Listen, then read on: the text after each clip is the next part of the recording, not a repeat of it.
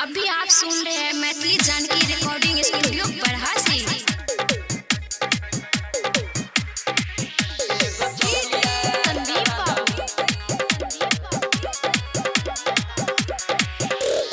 आप सुन रहे हैं रामनगर बिहारी को।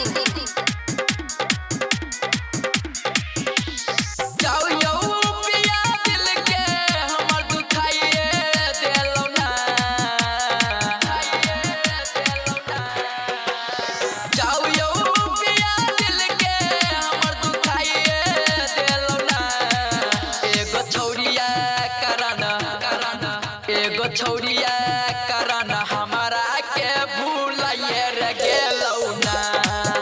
एगो छौड़िया करन हमारा के भूलाइए रे गेलौ ना। एगो छौड़िया करन भूलाइए रे गेलौ ना। संदीप बाबू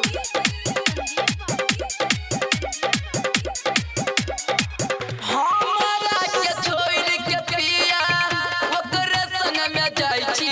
यहाँ वो सुइत जाई छी।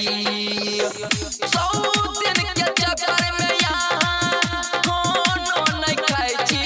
पिया खानो नहीं खाई छी।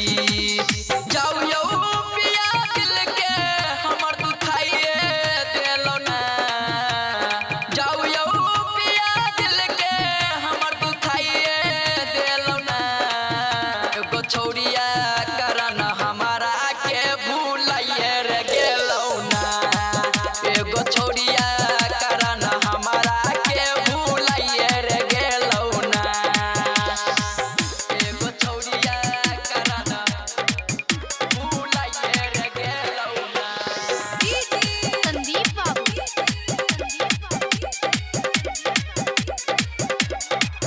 हमारा सदूरा भागल रहै छी ओने लागल रहै छी।